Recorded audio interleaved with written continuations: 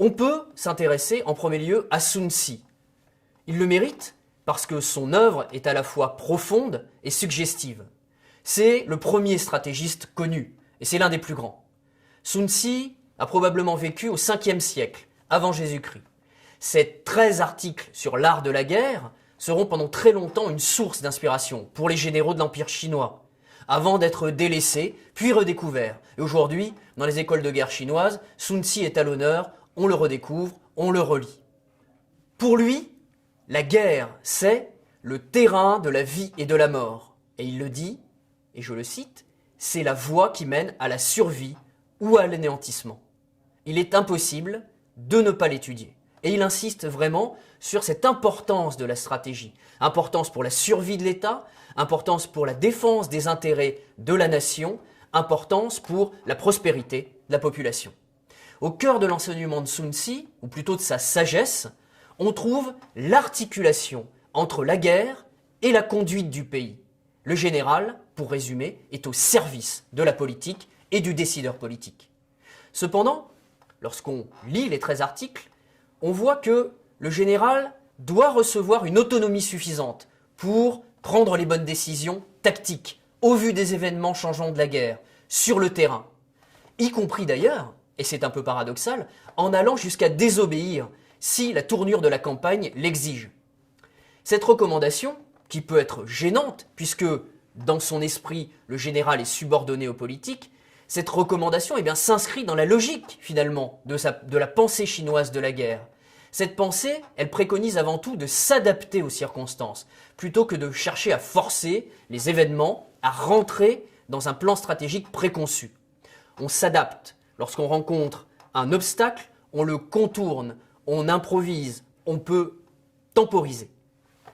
Le premier des 13 articles dit la chose suivante: quand les circonstances deviennent favorables, il faut savoir modifier ses plans.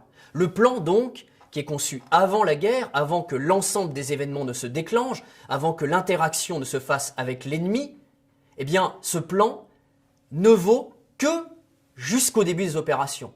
Ensuite, il va servir seulement d'inspiration. Mais on doit être capable, le stratège doit avoir l'intelligence de le changer au vu des circonstances. Et le sommet de l'art stratégique, selon Sun Tzu, c'est lié à la maîtrise de l'information, à la préparation et à la surprise. La guerre, et il nous prévient bien, c'est l'art de duper, c'est l'art de tromper. Et tout ceci a un but dans son esprit, c'est éviter des guerres prolongées et des guerres ruineuses. Encore une fois, le politique est au sommet de la logique et de la dialectique. D'où cet avertissement, qui est sans doute le plus connu de Sun Tzu. Remporter sans victoire en son combat n'est pas ce qu'il y a de mieux. Le mieux, c'est de soumettre l'ennemi sans combattre. Et cette stratégie indirecte, qui ouvre sur une approche de la guerre fondée autant sur le rapport de force matérielle que sur le duel des perceptions, ne perd jamais de vue le but politique. Et c'est l'essentiel.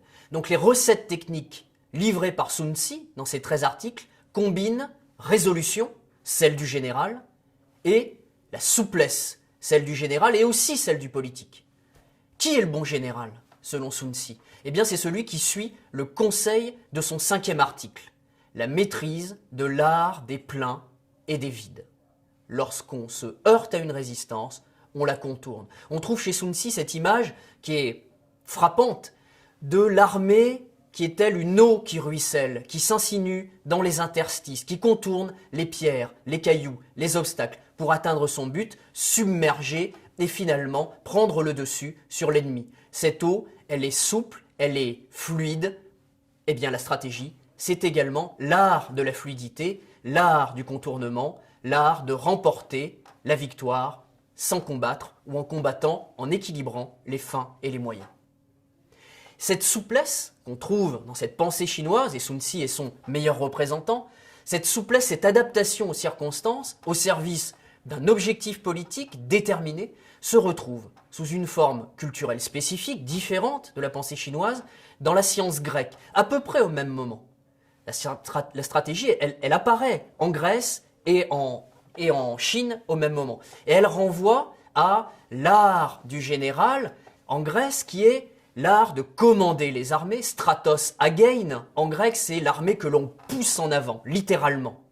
Et cette acception, elle renvoie aussi, encore une fois, au lien politico-militaire. Il est fort chez les Chinois, il est exprimé d'une manière spécifique, et il est fort, peut-être encore plus fort chez les Grecs. Des figures comme Thémistocle, comme Périclès, lors du grand siècle d'Athènes, eh bien, incarnent ce lien. Ce sont des stratèges élus qui maîtrisent autant l'art de la guerre que l'art du commandement, de la prévision, de la prospective politique. Thémistocle, c'est peut-être la meilleure figure de ce point de vue-là, avec la stratégie qu'il met en place pour sauver Athènes face à l'invasion perse, et qui ne ménage d'ailleurs ni la ruse, ni la tromperie, ni la dissimulation, pour une victoire finale, magistrale. La souplesse de Sun Tzu, tout comme le sens politique des Grecs, le tout se mêlant sous forme d'une adaptation aux circonstances, au service d'un objectif politique déterminé, va se retrouver chez un stratégiste plus tardif, Nicolas Machiavel.